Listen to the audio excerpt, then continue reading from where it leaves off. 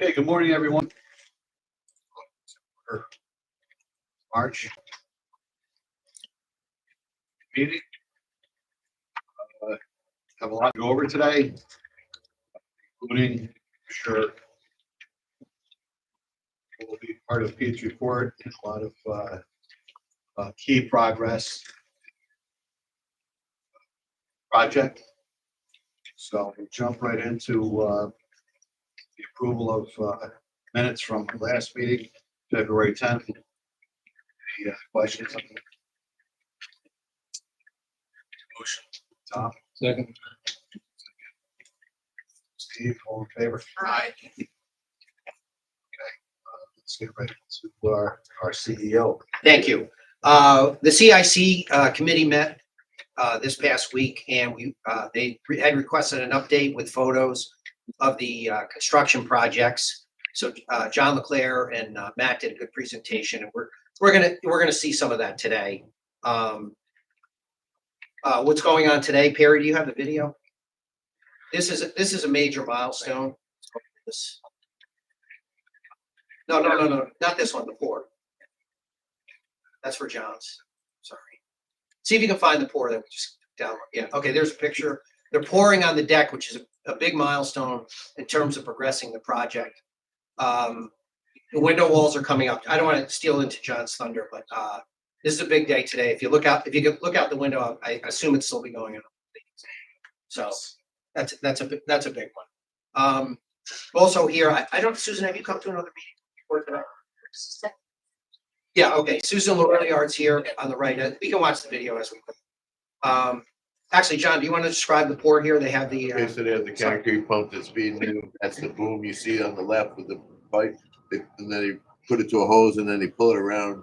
You see the little round thing looks like a tabletop. That's how they pull the hose around so they don't have to lift it because concrete weighs about 150 pounds a cubic foot. So it gets kind of heavy in the hose. And then they start in a corner and they just work their way out. You can see the hand screeds, the guys pulling it back, they level it out. And then the one, see that big rod come in, that's a full float. He does the final finish on that until it gets hard enough where they can put the power screeds up and then do the shine and finish that you're looking for. That's fine. Thank you, Perry. Susan Lorelliard's here. We may have announced her last time. I can't remember, but she's county legislator. She's the head of the newly constituted mass transit, which is now called.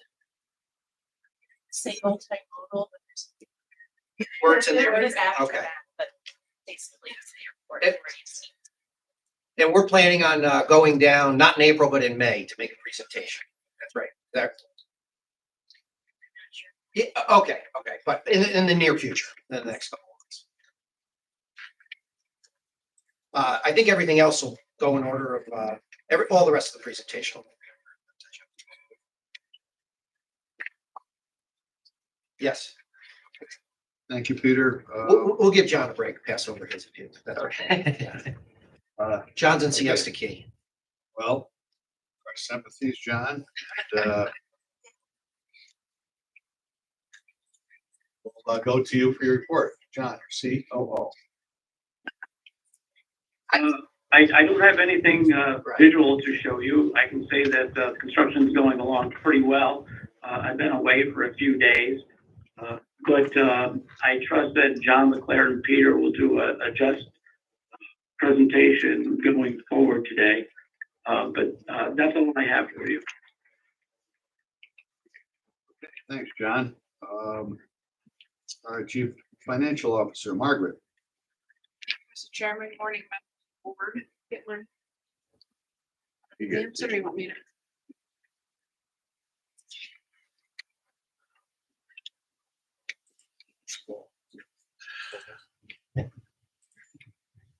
All right. About this.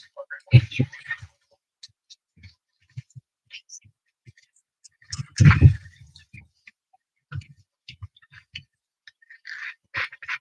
right, so I did something a little different this year. The red line is our budget. I put our budget in seasonally. We're a seasonal business. I feel like our expenses, our payments, our revenues should all work with history, how we actually do revenues here. See our payments, the budget's in red, I did green for this year, because I think green's a good number, or a good color, money. So you can see we're a little bit ahead of budget on employment, but you can see where we really hit our high months in August. And then I'm following the budget along with that. Next, we have our FBO gallons. They're way ahead of budget. I think the budget was a little low, but it's a good start for the year. Now, you'll also see I have February in there because it is almost the end of March. I had February's numbers ready. And if I only had January number in there, you wouldn't actually see anything. It wouldn't show up on the graph. So I added February. Operating revenue, we're ahead of budget, primarily due to the parking rate increase. Parking expenses, again, I just showed you here. And you can see, again, with the way the budget's flowing, you can see our April's one of our biggest months. Maybe we'll be off this chart this year. That would be really good. Rental car revenues, again, we're ahead of budget on that. Operating expenses, we're pretty much on budget. And you'll see another chart. You won't even see it because we're so much on budget. Just our differences between our net profit between the airport and the FBO. January was kind of a low month, which it is because we have a lot of expenses going out. In February, turned out to be a pretty good month. Year-to-date operating revenues, again, had a budget due to the parking rate increase. There's the expenses. You can't even see the expenses because we're right on budget. So the green line is not there. Line of credit draws, this is where we are right now. About almost $9 million outstanding. Airline schedules for this week, you can see kind of flat, kind of a quiet week. Should pick up in April. We'll see when I do the April presentation. Hopefully we'll have some, that'll be the week that we have spring break. Then the other news on the airline use and lease agreement, March 11th, we had our internal meeting to discuss the airline reflected changes. And that's it for me. Thank you. Any questions, Margaret? No. Thank you very much, Margaret. Brings us to project development. John. Yeah, we got it. Go ahead. Okay, so starting with the terminal checkpoint, as you saw, they're pouring concrete today. Things are moving forward with different levels. They're working on the HVAC on the third floor. They're working on the deck on the second floor. They're working on the slab and the escalator pits and elevator pits on both terminal side and garage side. Did it again there. Okay, so and then go to A concourse, and that's progressing. Yeah, Concourse A right now, they're continuing with sheetrock and the soffits shop, so you can see the different ceilings that are gonna be going in. Ductwork up on level 2, splitter piping. This week they're gonna start some electric rough-in. And they did pour the manhole last week. That's pretty much where we're at right now. Moving forward, we'll start to frame next week. Start to frame it up. We're moving forward on Concourse A interior. And then on outside, we're still waiting on the jet bridges to come in. A6 is scheduled to be on site for April 22nd, B6 March 13th. They get here, assume roughly 2 to 3 weeks for each one to be installed, and we plan on doing that meeting. So that leads to the, oh no, So that's the elevator. sorry about that. No. No A6, B6 that was there. A1 and A2 for Concourse A. So they are also scheduled April 29th and May 6th. So right, all of them are a week apart coming in. It's the same contractor working for us for A6 and B6 that's also going to do the install for A1 and A2 for JBT, the Oshkosh, the supplier. So it's nice. We're able to have them put A6 in and then go to A1 and A2 to keep that terminal project running. So that's what, and then B6 will come last. So we got that going. Meantime, hang on, Perry, David, go back. The elevator number 11 is, there you go, is on course. The equipment is getting delivered this week, and then I had a talk with Kone. They're going to plan on starting that as soon as possible. But when the work in the new terminal build comes, this may be put on hold for a little while. It's not a big deal. It's a service elevator that's used in C concourse. mostly by Southwest people, and there's other ways for them to get up and down. So if this has to be put on hold to keep the terminal bill going, we'll do that. Okay, the building 7 electric, that one's your Matt. That one, we're waiting on Christopher Frank's final signature for the easement Correct. for National Grid. Once we receive them, then soon next month, we'll probably be coming to the board with National Grid's cost proposal for their work or reimbursement. The easements were approved by the county legislature. I received certified copies of the resolution, so. So it's that, we'll get the grid and then we can go out to bid this spring. Okay, runway 119, we all know, May 27th, gonna shut it down, but before that, May 5th, is when Callahan plans to be on site at night. They have to remove all the lights that are in pavement. There's about 340 of them that need to be removed and capped off before they come through and mill and fill, and they'll have that all done and ready to go. They'll do that at night with short-term closures overnight, which won't affect the airlines. And then on May 27th, we're gonna shut it down, and they're gonna come in, they're gonna mill, they're gonna fill, they're gonna build the perimeter road, and on June 7th in the morning, it will be back open, striped and paved, and lights, most of the lights back in. They're gonna try and start putting the light back in as soon as they get it done. So the only thing will be left will be grooving, and the grooving can't be done for 30 days per FAA spec. So that'll be something that'll be done 30 or 40 days later, and that'll be through nighttime closure. So again, that won't affect your GA apron. We met with our design company, which is McFarland Johnson. We're looking at phasing this. So we've had several talks with the FAA about the funding for this. As you know, some of the governmental funding is a little iffy, so we have a plan to do it with our entitlement rather than using discretion, trying to go for discretionary funds. We'll do it with our entitlement and break it into a couple pieces and keep it going. That way we keep that moving. As you can see, it definitely needs a little bit of attention. So we're gonna, the biggest thing is the de-icing pad that we're gonna build in front of Hangar 1. That'll be able to take any plane you got, and it'll have a better drainage system, keep the glycol collection tighter. Fuel farm upgrades, there's gonna be several action items on that.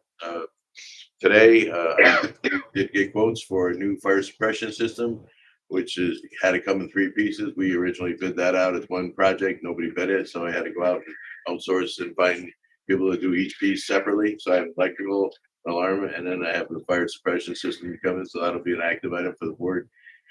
And as soon as we get that approved, we'll get that one going, so then we'll have it.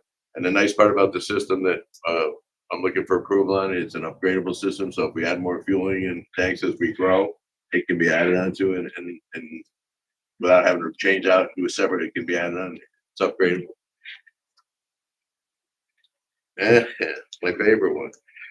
Albany Shaker Road in the terminal road, our signal lights. I had a conversation with Lisa Raimondo. She's the supervisor DPW for the county.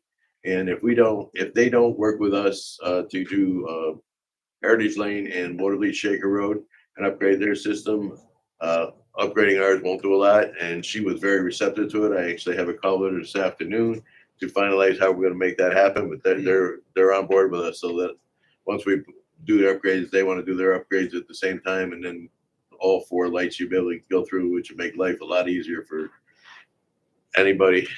Anybody sitting in those long queues should get rid of a lot of that. So that's a good coordination effort with the county. It'd be nice. Then Uncommon Grounds, had a chat with Mike Hoover from Uncommon Grounds, and all his stuff is ready to go. All his equipment. He's just trying to figure out his logistics and get ready for opening. And Helen will be able to tell you when he plans on opening. But he's working on it. It's nothing construction work. We're ready. Yeah, does the board want to see the construction video? How long is that video? 2 minutes. It's 2 minutes. Oh, yeah. Okay. I have to go. Great video. That's the one that's on Facebook. Yeah. That one. There you go.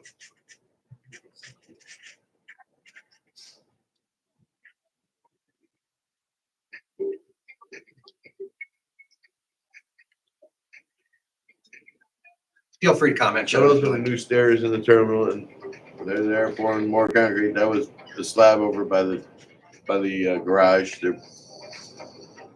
Those are the new stairs. That's another new set of stairs over by the garage. That's the ones that'll be there. They'll be permanent when they're done, but for now they're using them for access. There's the deck, pans down and studs, and they were putting rebar, getting that ready. That was part of that. The terminal side is what you saw the video this morning of them pouring. That's what they're pouring. That's what it looks like before they pour it. There's the outside on the top for the curtain walls. There's the columns that are steel columns encased in concrete. There's work on the escalator pit on the terminal side. They're pouring the slab in front of it. That is the escalator pit. It's ready. So once they get the slab poured today and it cures, they'll be able to hang the trusses on that. Those are blackouts for the columns, and this is the third floor upstairs over in the corner over here. It's getting ready for that. And there's the business center. They're busy putting in sheetrock. That's coming together really quickly. They're going to be hanging the counters and all the fixtures and stuff coming together fairly soon. Children's play area. There's the floor down, and all the painting is done, and things are coming together in that. And that's the children's sensory room. That's advanced quite a bit. That's, believe it or not, 4 days. That looks totally different. This is a concourse. Those are your swooping soffits. They follow the circles and the curves and everything of the ceiling and the floor will match it. But that's the existing. And then that outside is the concrete area where the jet bridges will go. Those are the foundations for the jet bridge, A1 and A2 right there. Thank you. Any questions? Questions for John or Matt? Okay, thanks, guys. Council Chris. Thank you, Chairman. Nothing for the public facing portion of the meeting. Okay, thank you, Chris. Concessions Ambassador Program, Helen. Mr. Chairman. Our minority numbers are actually very good. 50%. Our concession numbers, I had numbers at 59 per person on spend for employment. We're actually doing a little bit better than that right now. In January, we hit 1172, and in February, $12.60 per person. So that's pretty healthy. I'd like to give just to expound a little bit on what John said about common grounds. So next Tuesday, there'll be in-house on-site training in the store, and then there's the following week they'll be open. There are 12 solid people that have been hired, and the long-awaited shelving has finally come in, which they need for the dry goods. So that installed this week. That's going to be like Wednesday or Thursday. And then quickly the health department can follow, and then get our CO. So they should be up and running, I'm hoping, by the 10th, maybe the 9th, we'll see. But all is coming along there. On the ambassador side of things, doing very well, actually, where our numbers are up to 80. We have actually increased that. We have a little bit of an effort in trying to raise those numbers. I'd like to thank the fire department in Millionaire. We had our first tour from Bernard to Westerlo, 36 children, last Friday on the 14th. And also the numbers are very good on the reception we get with our canine program and the number of guests served, which actually between those two categories is over 10,000. So I'm happy to answer any questions at this time. Questions for Helen? All right, thank you, Helen. Let's go right to art and culture. Kathy. Thank you, Mr. Chairman.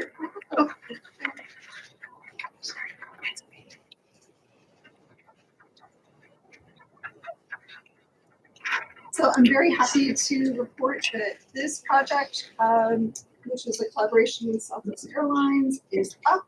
I think it really looks beautiful. It surpasses what the artist promised, and it just looks terrific. We're working on some additional lighting with Ray's crew, and so with the additional lighting, I think it's really going to look remarkable. So very, very pleased to have this piece up for everybody to enjoy. And I wanted to give an update on the children's play area. These are designs in progress, And so I'm working with an exhibit designer to place some proposed designs into existing photographs, and to give you a better idea of how the children's play area is coming along. And so the Forever Wild Family Play Space, that's just for placement.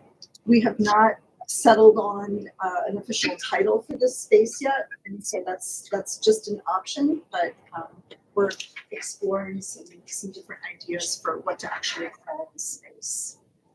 You can see on that curved wall, there's a panel introducing the space and its alignment with the Wild Center at Tartar Lake, and also the Six Nations Iroquois Cultural Center, which I'll explain a little bit more about that. Again, these are options. There's you can see from more of the group hub side, looking down into the space. There's an option to have dimensional lettering on the soffit, and you can see below the layout of there's this interactive eagle's nest and game for children to play. It's a decal on the floor, a family seating area. In the windows, there is transparent adhesive that is a view of the Adirondacks. It's an actual photograph that people would see if they're at the Wild Center and they're in this monumental eagle's nest. It's part of the Wild Center's Wild Walk. This is the view that you would see over the Tupper Lake wilderness. So that's it, applied to the windows and wraps around. This is a proposed view of Grace Lee Lawrence's installation. This is a monumental suspended sculpture of a tree that's kind of inverted, and from the tree will be blossoms and fruit that is not visible on the slide, but the artist will incorporate those into the sculpture. And then down below is a fully interactive play space that sort of mimics a play space at the Wild Center of fallen logs and stumps for children to climb on. And these are very playfully interpreted here. Here's a view from being down on the floor. You can see on the left-hand side, there's this very elaborate mural section with kind of pop-up animals and trees on the floor. And this is very much in keeping with a really central feature at the Wild Center by David Fadden, who is an artist, and he also oversees the Six Nations Iroquois Cultural Center, founded it with his family. And so the mural is by David. It's going to be an original piece. It will be a vinyl application on that wall. And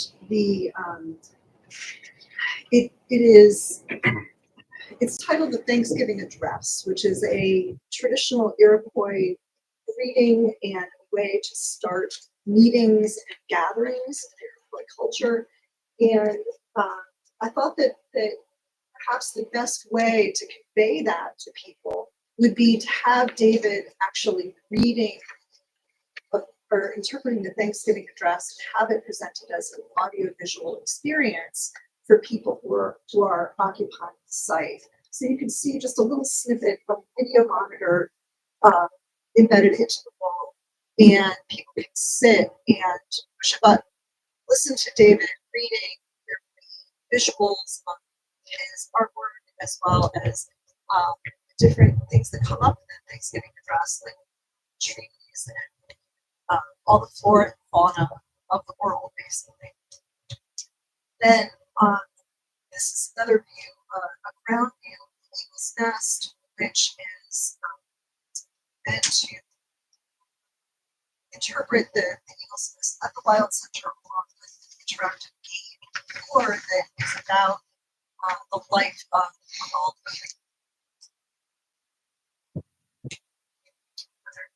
that see a person sitting and watching video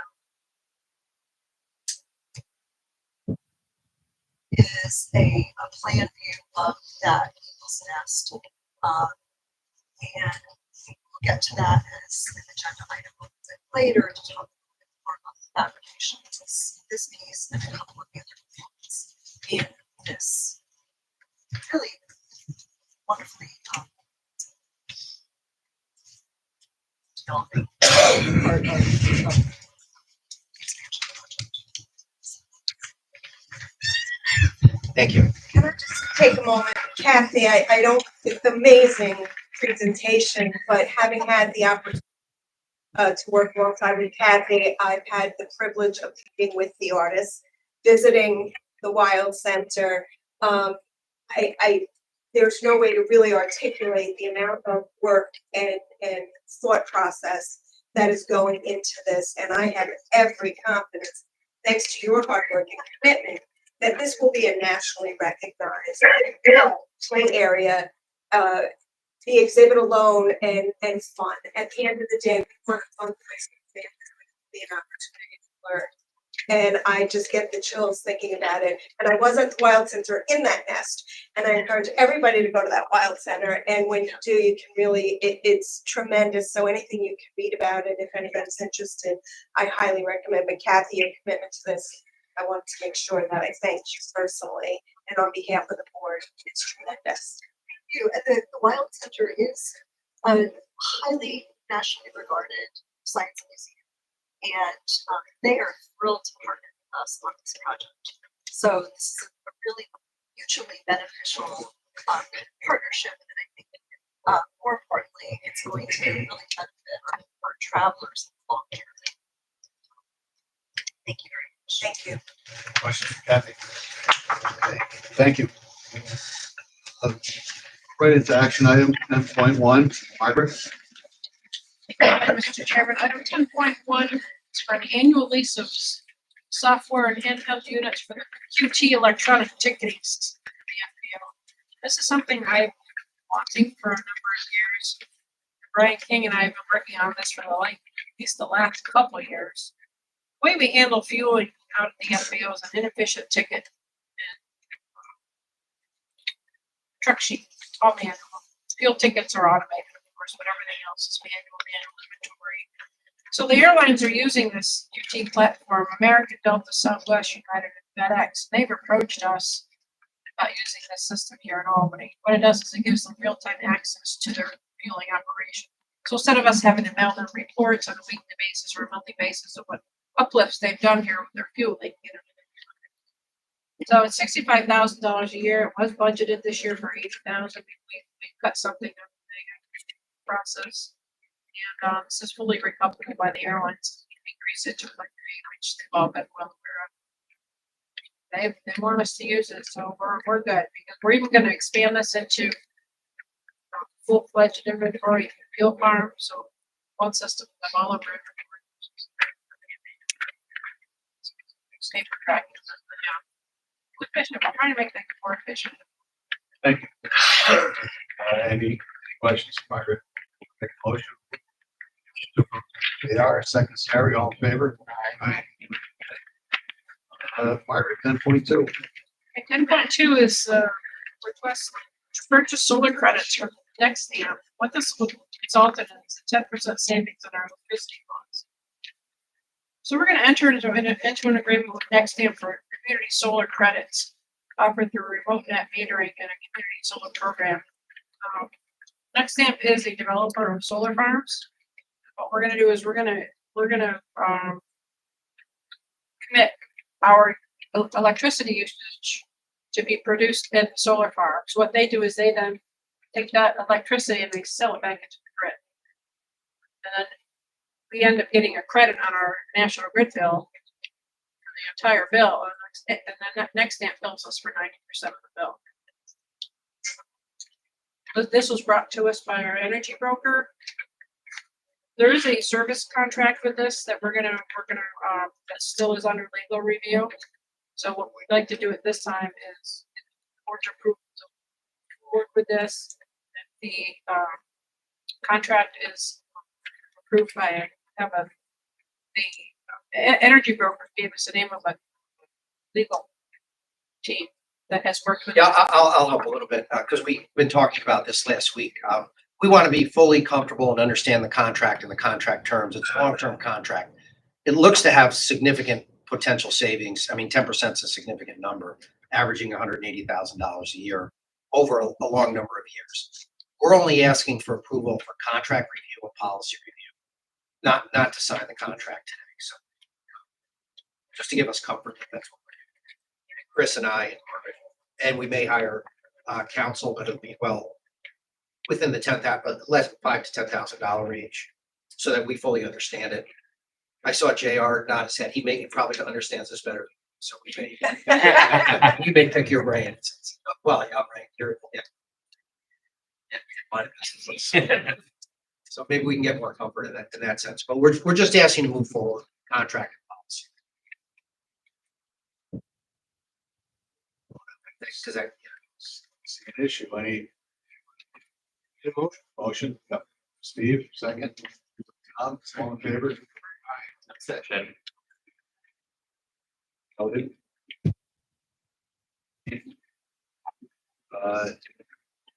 10.3, Kathy.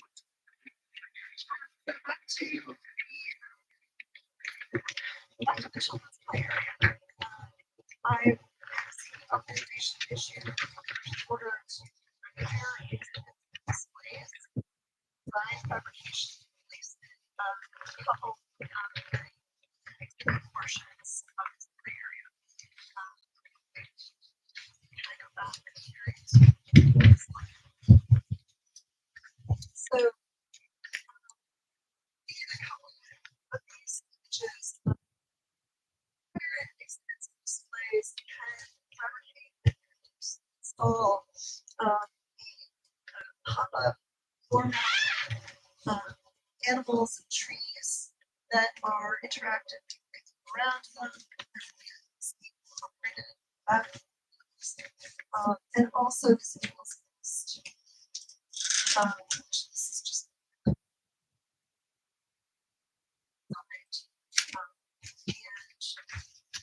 so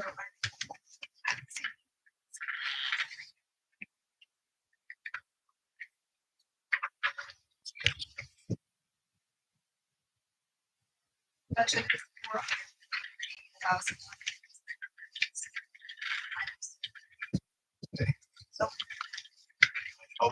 Barry's waiting, so Barry is making the motion to approve this expenditure.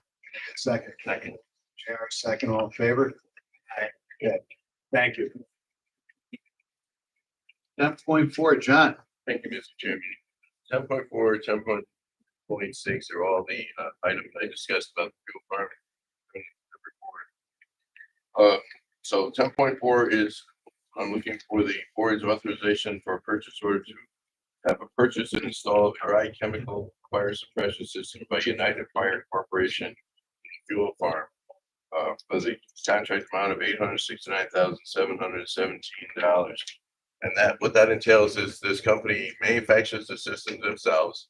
They deliver it to the site. They have their own people that are all certified techs come in, remove the old system and which is over 25 years old and barely functional. We're going to put this in, and as I said, when done, it'll be an upgradable system. That's a nice part that they do. They make it upgradable so we can tag on to that and continue that as we grow. If we need more tanks or we can change tanks, or we can make this system grow with us without having to start from scratch.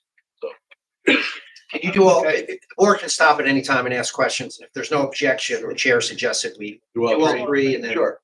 So then the next one would be looking for the board's approval as part of that for the purchase order and installation of all the electrical components to connect to the new dry chemical system by GLC Electric. For the fuel farm, GLC was one of two bidders on it. The other one was Mark Electric. Mark was over $100,000 higher than these guys.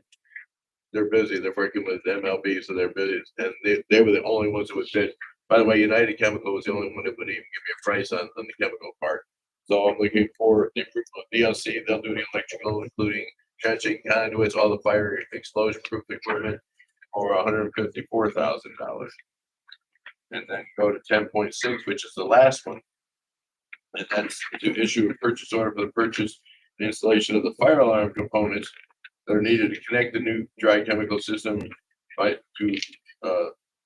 be installed by Fire Security and Sound Systems Inc., which is FS&S for the fuel farm, for the contract price of $30,000, $30,100. And what they'll do is they'll do all the alarms, the bells and whistles, but they also are going to connect to the system. So now it'll be integral with Ops Board and the fire department's board. So it's going to be hooked right into the fiber that we have around the airport. So if the alarm goes off, the fire department gets it automatically, which kind of makes sense with the amount of fuel we got up there. So I'm looking for the board's authorization for all three of them.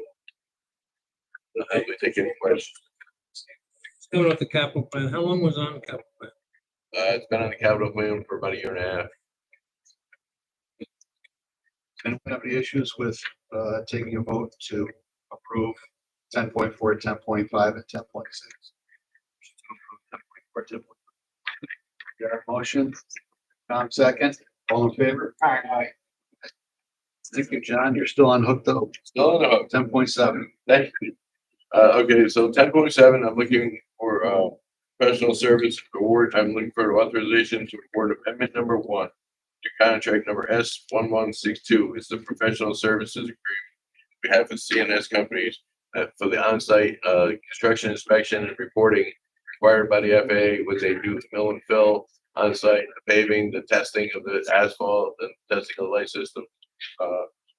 I'm looking for amendment number 1 at a value of $705,500 added to their contract, which is considerably below the 8% that we normally hold for construction inspection. Part of that is because we're doing it in such a short term that helps save. Any questions for John? 10.7.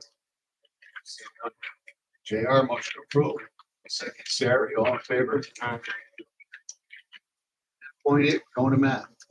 Actually, Mr. Chairman, I'd like to take that one just because I was involved before he got into this one.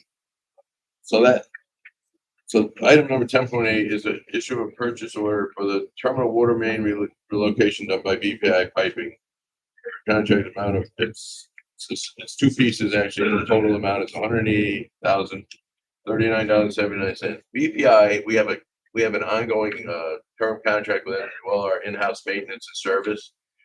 When MLB got going through the terminal expansion contract, they were required to shut down the water line. Well, we found out after 25 years there was no real way to shut down the water main without taking everybody out of service, including airlines, concessions, bathrooms, everything. And we didn't want to do that. So no, that was bad. So we talked to MLB's plumbing contractor about a price and got a price to do their Lemmy Plumbing, and their price was way out of sight, and their timetable was unacceptable. So BPI, knowing our facility, they're so familiar, they're here all the time, they're familiar with our facility. We talked to them and had them come in and rerun. So now we currently have a parallel system, which is huge in a terminal like this. So we can go from one, and when MLB's done with their work, we'll be able to jump back and forth if we need to. So we'll never have a water shutdown, which it's a huge capital improvement to our building to have that system. And that goes all the way from an 8-inch pipe that feeds in down to the loading dock. They took it down to 6 inches to spread out for fire suppression and water, and then down to 4-inch, 3-inch, and 2-inch services to connect everything. So that's, I mean, it was a big undertaking, but well worth it for us in the long run. Sounds good. Yeah. Steve, second. JR, all in favor? 12.9. I know. This one here, okay, so 10.9 is, I'm looking for the board's approval to have a purchase order for the purchase of 1.18 acres of wetland credit from the Wetland Trust Inc. What that is as we do runway 119, we're doing the perimeter service road, and over by the building over by the terminal with the canopy and all that is by Eli over in that corner. That's, as you've seen, there's cattails, there's wetlands. we're going through that because this airport has always needed a full perimeter road inside the fence.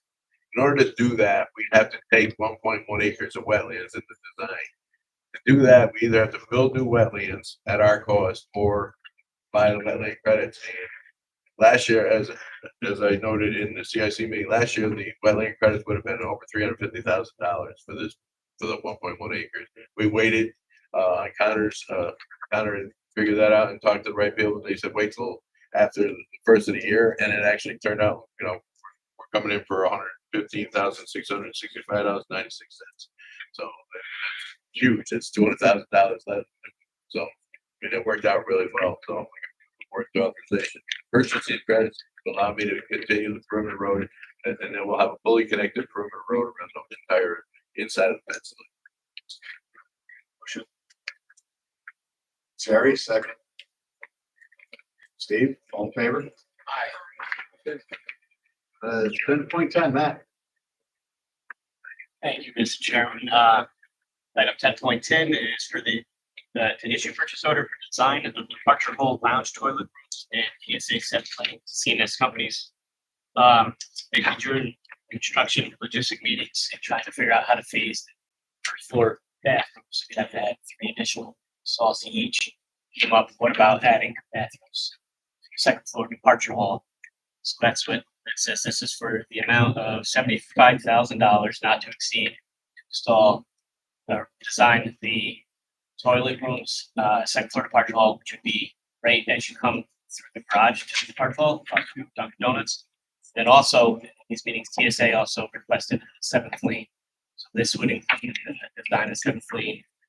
And CNS has familiarity in the area. They just did a Times Square project, but 2020 they finished up. So they did come in about 103,000. John, we did work with them, knocked it down to not to 75,000, not to exceed. That's like 4%. How quickly we can provide. Garage is here, on the first floor. Dunkin' Donuts will be here. And so I think it's over here. Yep, Is that right? correct. Yep. That TSA is up this way. You did walk through that area. That's, and I know, TSA is very happy. Yeah, bathroom, right? Yeah, right. Where feeling is. Any questions for Matt? Make motion. Approve. They are second. Terry, all in favor? Aye. 11.1, John. Thank you, Mr. Chairman. 11.1 is the looking for the authorization to award change order number 3 to construction contract 21-10-82-INT-STR for the TSA terminal expansion for MLB construction. That's for the rest of us, that's contract 4. It's space, I know, but you got to. Anyway, so the change order number 3 is the value is $251,152. And what that is, it's a compilation of about 18 PCOs, different little PCOs, including updating some electrical and architectural at the chiller room. We had some certain code issues we had to do for the new chiller piece that we're going to put up. We've had some back of house sprinkler items we needed to take care of. Some additional security lighting to make sure that everybody's getting underneath the new canopy. You've seen the new lights under there and things like that. Some electrical demo for the structural steel framing. We've had some different wiring issues and removals we needed to do in the children's play area and the sensory room due to things that were left there from CSA and other people. We had to clean them out just so it just isn't there later. Some high ceiling, extending the baffled lighting replacements. It's a compilation of a bunch of items ranging from about $120,000 down to $760. These are all small, but it keeps the job rolling. Questions for John? Only my same question. This falls into will be allotted. Yes, sir. Yes, sir. We're still particular allotment for that. Yeah, What type of percentage at? we're just under 4. We allotted for 4, right? We let a little over 4 because remember we had the extra contingency that was we had 4.5 at one time. We're down to about 3.9. I don't want to give you the last night. We still got a long way to go. We got money left, yeah. You're saying, so, as far as billable, work now, not for the Correct. whole. No, Yeah. no, for the left, just for this contract, it's the 4.5. We're down just under 300. Questions for John? See, now I'll take a motion to approve. Steve, second. Barry, all in favor? Aye. Okay. And 11.2, Matt. 11.2 is the authorization of change order number 2 for production contracts 1126 GC for Concourse A graded elevation to AOW Construction. This is in the amount of $122,480. It would bring the total contract amount to $12,937,056. It's made up of 3 parts. First, when we were excavating for the concrete apron outside, ran into some wet conditions. In order to mitigate those wet conditions, we had to install under drain. So that's part 1 of it, is the installation of under drain. Part 2, when we were taking down the existing AVs, we just realized that they needed to be replaced. It wasn't worth putting it back up. So that's part of that. They were basically falling apart. So there's 14 VAVs. We just said it, ceilings open. It's a control system for your ductwork. It allows you to adjust the airflow. And the What do third, the letters stand for, do you know? Not a clue. yes. Can you get one of them? Valves? There's a simpler name for it. I'm sure there is. These are, Various air. Airflow thingies. It's air volume. Oh, variable air volume, I think I heard. And, like I said, adjust the air. John Googled That's it. John. Like I said, adjust the air. And then the third part is for the fin tubes, replacement of the radiator bouncing controls. So installing, there were some leaky valves as well as installing additional valves. So in the future, we can block off certain areas if we need to do shutdowns, and that will also help with heat placement throughout the concourse area. That's what the 3 are for that 122,000. Recommend approval. Any questions? Questions for Matt? Now I'll take a motion to approve. Sari, second. Gar, all in favor? Brings us to 12.1 and Chris. Thank you, Chairman, members of the board. This item 12.1 is seeking acceptance of the grant and approval of modification number 1 to a NYSERDA agreement in the amount of a $500,000 grant for geothermal design. This goes back to about 2023 when the design first began. It's a part of a review that's being done by CHA in conjunction with the expansion project. And again, it's just reimbursement for design. In the event we choose to go forward with geothermal, that's an entirely separate grant and worth of probably $30 million. But similar to Margaret's item, New York State is very ambitious in carbon neutrality by 2040. So there's a lot of money and studies and different things to reach that goal. This is just extending that design period. Currently, it ends at the end of this year, December 31st, 2025, and it is seeking a 6-month extension to June 30th, 2026. And then we'll take any questions. Okay, questions for Chris? Seeing none, I'll take a motion to approve. Motion. Second. Sari, all in favor? Aye. Okay. Thank you, Chris. And 13.1, Margaret. Thank you, Mr. Chairman. This is an informational item. We had to issue a purchase order for $82,697.36. This is to buy solid de-icer product in 40-pound bags. When we went out to bid, we bid 2,000-pound bags. We found it was easier in smaller size packaging and to reduce waste 1,000 pounds and 40-pound packaging, which were not included in the bid. So we did this purchase. The next time we do a bid, we'll include the smaller size packaging. It's the same product, just a different type of packaging that was not included in the bid. We're just bringing this as an informational item, but we had to do this due to the extreme conditions we had with the icing in the last month or so. Okay. So this doesn't need a vote. That's good information. Just Any questions for Margaret? Good. Thank you, Margaret. Any old business? New business? A new business? At this point, we'll make a motion to go into executive session to discuss matters involving a particular corporation, a particular person. Take the motion.